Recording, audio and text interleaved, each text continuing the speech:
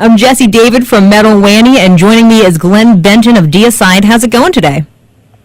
Good. How are you? I can't complain. So you're getting ready to release a new album, Overtures of Blasphemy. It's set to drop September 14th via Century Media. This is going to be your 12th studio album, the follow-up to 2013's In the Minds of Evil. I've listened to it. It is brutal as usual.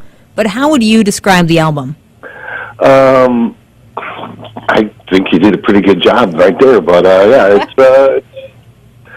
it's a fun album for us. It really is. Now, you said that this is perhaps Deicide's strongest release to date. Why do you think that is? I just think it's got all the elements of all the best of, hence the name. Yes, I agree. Where did that name come from, Overtures of Blasphemy? Me and Kevin were driving back and forth to the studio from where we live over to Jay's place over in Sanford, and it's like a 2-hour drive, so we would shitstorm back and forth with ideas and that, and that's pretty much how we came up with it. It was, I said one word, he said the next word, and that's where it was. And that was the birth of it all. I love it.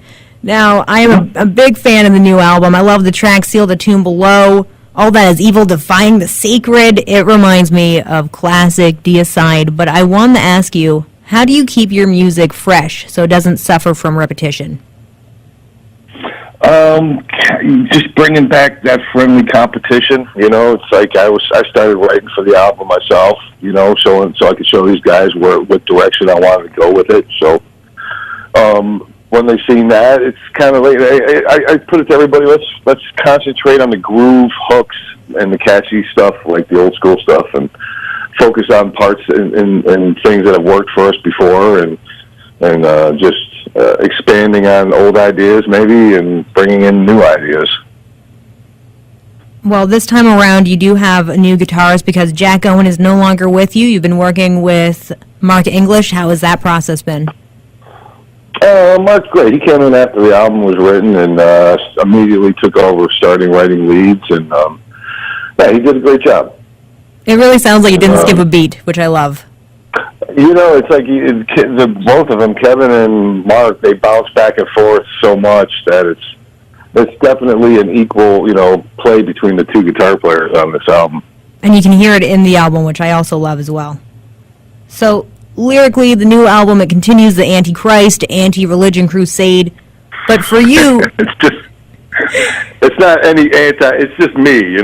That's just me. It's just what I am and what I sing about. And I'm not out to, start wars or anything like that.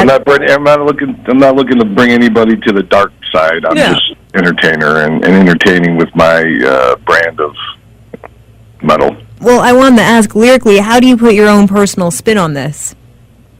I just let the writer inside of me do the writing. I don't really put too much thought in it. I can't write about anything else. If I try to, I just get that writer's block. What happens when you suffer from writer's block? I watch a lot of Jerry Springer. That can bring you back. You see some twisted things, boom, back in the mood again.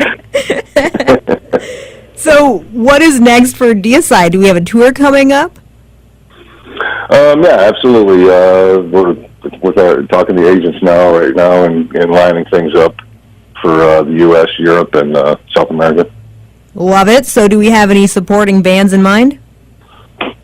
Well, we're putting feelers out there right now on that, but I would like to do an old school metal package myself with some newer bands there too, but bring back somebody from the past maybe that's resurfaced. I'd like to do something like that if it's possible. So if you had a choice to pick some bands out, what bands would you go to?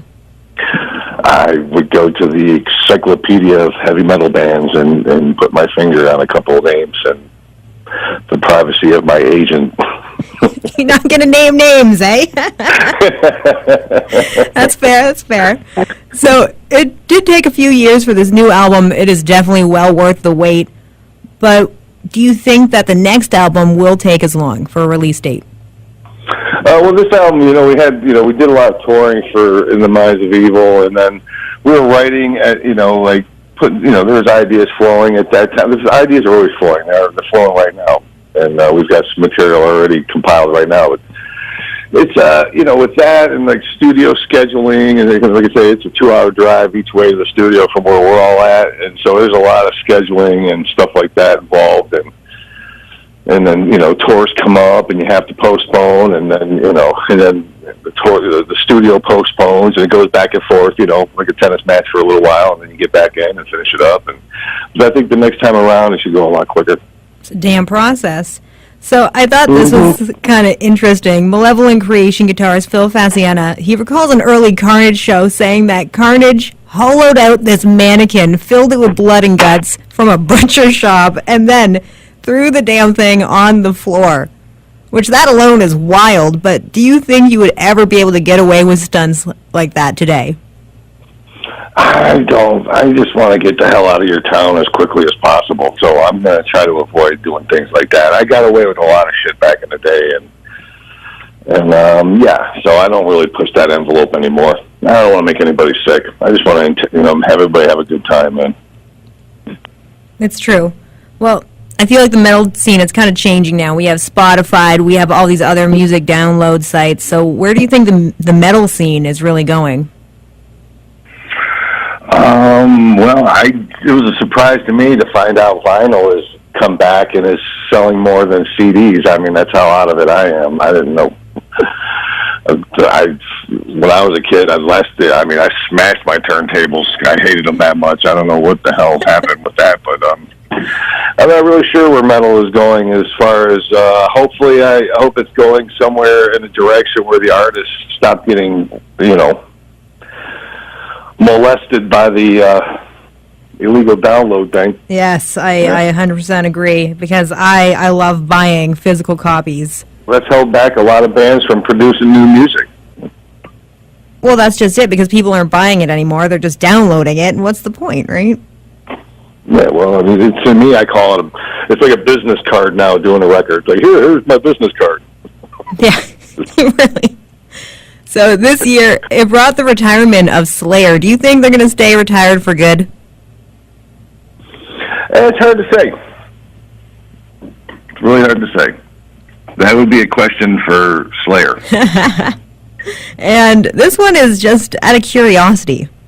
So the upside-down cross on your forehead, do you have to continually brand that thing in? Because I do feel like after a while it would kind of fade away, right?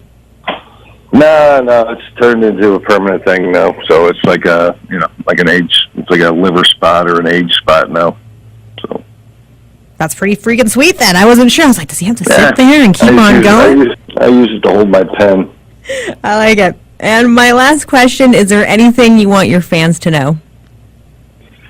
That we appreciate them being our fans. Well, there are loads of them, and I can't wait for fans to listen to this new album, Overtures of Blasphemy. It's set to drop September 14th. It is brutal. Thank you so much, Glenn, for taking the time to chat with me. You're welcome. Thank you very much.